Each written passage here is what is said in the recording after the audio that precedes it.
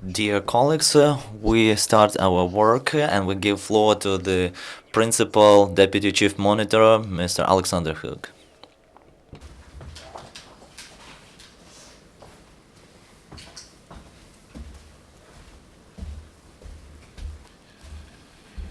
Good morning, dear friends. First of all, I wish you all a belated good New Year. This time of the year has been traditionally a time of peace and goodwill.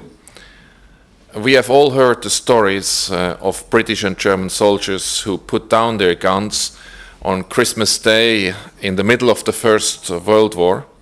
They played football in no man's land, if only for a few hours before resume the fighting.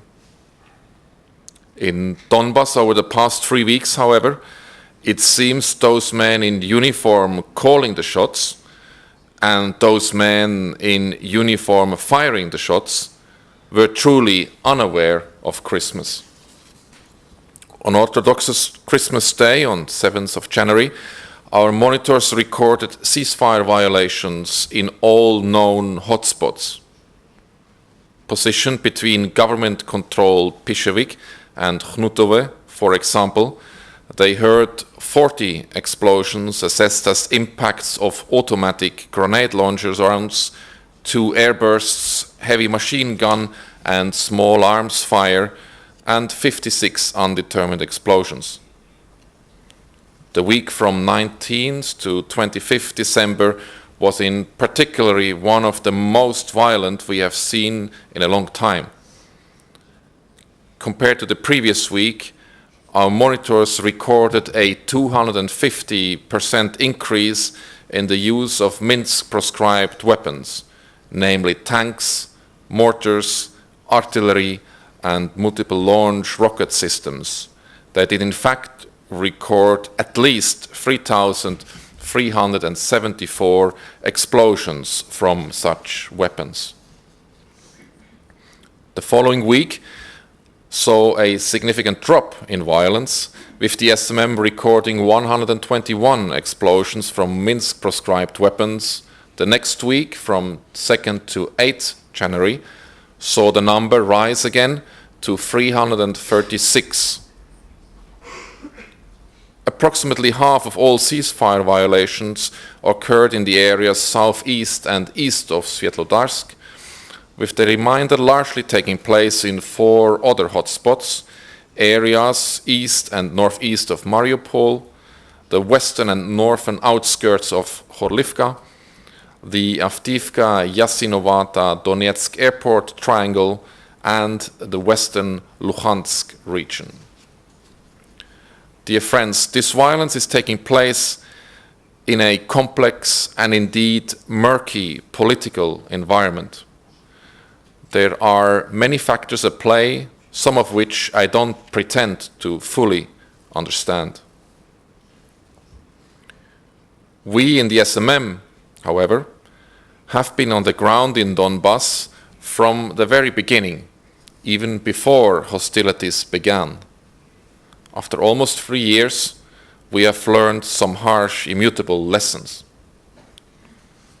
One of them is that the closer the sites are, the more likely there will be violence or an increase in the level of violence. Where line of vision is possible, small arms engagement are possible, in fact, are inevitable.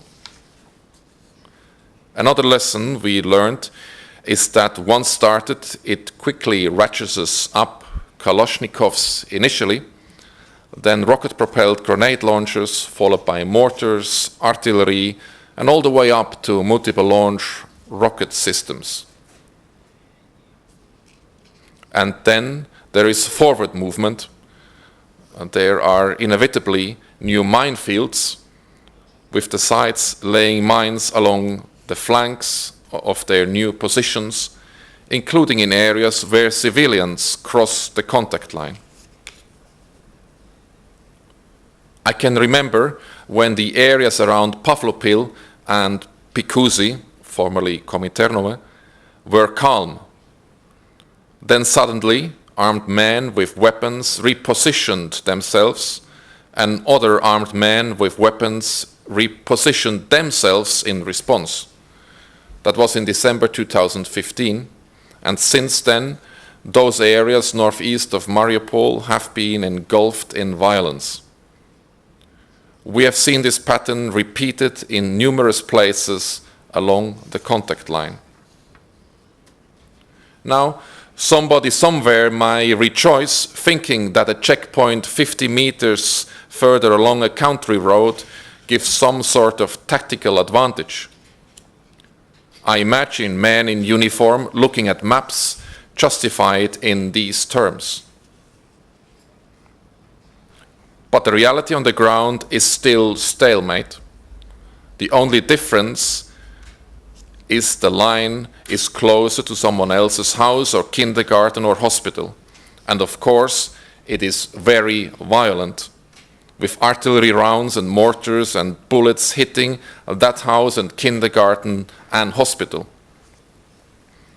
Our monitors, for instance, observed damage to a kindergarten in government-controlled Luhansk and a destroyed meeting hall of a church in so-called DPR-controlled Debaltseve. To the men in uniform or suits who decide to move forward, I would like to ask them if it was worth it. Were the deaths of numerous people worth it? Did their death advance any cause? Dear friends, there are currently many claims and allegations, yet even more forward movement happened. We in the SMM have some indications. We have spotted personnel in uniform in certain places, and of course we hear and see the violence, and we see the weapons, sometimes seeing even firing them. But as yet, we cannot make a proper assessment, mostly because the sites have shut us out of areas where forward moves do take place. In one instance, we even had to temporarily relocate, albeit just for 2 days, our monitors from their forward patrol base in Svetlodarsk. Artillery rounds were impacting within 70 meters, resulting in the top floor windows being shattered.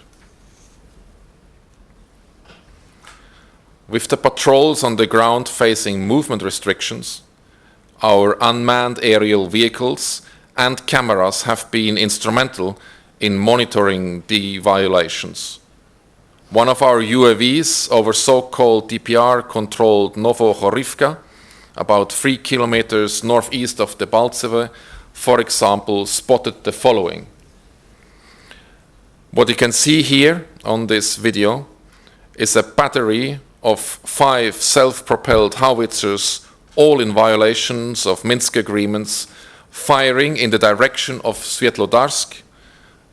In that one instance, 31 artillery rounds were fired. And we see proscribed weapons on the government side too. Just yesterday in Karlivka, some 25 kilometers northwest of Donetsk, we observed mortars with military trucks heading west. Dear friends, another one of those harsh, immutable lessons we have learned over the past few years is that this violence brings no winners. For people in Donbass, its continuation is truly a lose-lose situation. Trenches and checkpoints cutting through their communities only serve to divide them, to impoverish them, to endanger them, to kill them. It doesn't matter that those trenches and checkpoints are 100 meters this way or that way, they still lose. Over the past 3 weeks, our monitors have seen many of the victims of this violence. In a small village called Roti, about 10 kilometers north of Svetlodarsk, a woman told them that she had to flee with her 2-year-old child after the area had been shelled on 22nd and 23rd of December, resulting in the damage to her house. She returned despite the risks because her husband had to stay behind to take care of his mother who suffers from cancer. Our monitors did in fact observe an impact site in the village assessed as caused by a 152 millimeter artillery round. Lasting adherence to the ceasefire and ultimately peace is obviously the preferred endgame, but there is an immediate step that can result in a tangible reduction of violence, namely disengagement of forces and hardware. Over the past year or more, we have mostly seen the opposite, and we have seen the death and mayhem resulting from that pattern of incremental forward movement. We have had some success in reversing the process with the establishment of free disengagement areas in Stanica Luhanska, Solote and Petrivske. It hasn't been perfect, but we have had an almost complete cessation of violence in the latter two locations. These free disengagement areas demonstrate that repositioning away from the opposing side does not carry a cost. There has been no tactical loss on either side. So clearly there's a choice to be made. Men in uniform, and presumably some men not in uniform, who decide these matters must decide between violence and its absence, essentially between life and death. They have a chance now to make that choice, to make the right choice. They can maintain the same course that has brought an estimated 10,000 deaths. They can continue to maintain armed forces and formations and hardware in close proximity, or even worse, push them even closer. And perhaps in 3 years' time, someone will be standing here talking about 20,000 deaths, about even more human suffering, about a bloody stalemate with no end in sight. Or they can choose a different path. They have already made this choice in Solote, Petrivske and Stanica Luhanska. Now they need to do it all along the contact line. This is especially true in populated areas where inevitably the risks are high for the civilian population, and also in other areas where civilians are gathered.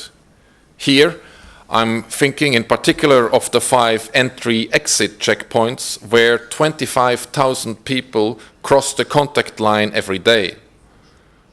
The sites must, as a matter of urgency, disengage from these entry-exit checkpoints. They must also open more of them and operate them 24/7 to reduce the time people spend there and consequently reduce the risk they are exposed to as they wait in line. Dear friends, probably the most important lesson we in the SMM have learned over the past number of years is that it doesn't have to be this way. What is happening now and what is threatening to happen is not only pointless, it also easily stopped. All that is required for certain people to take the decision to stop it. We know from the past experience that when they want to do, they can stop the violence. Where there is a will, there is a way. Surely the time has come to stop it. Again, I would like to wish you all a happy new year. If the men in suits and uniform make the right decisions, I believe it will be a happier year for the people in Donbass. As usual, at the end of my statement here, I'd like to inform you about the latest mission numbers. As of today, the mission has 688 monitors, of whom 590 are deployed in the east. In addition, there are 328 Ukrainian colleagues and 98 other international staff working for the SMM. Thank you. Thank you, Mr. Hook. Колеги, чи є певні запитання чи уточнення? Do you have any questions or clarifications? Over to see you here next week.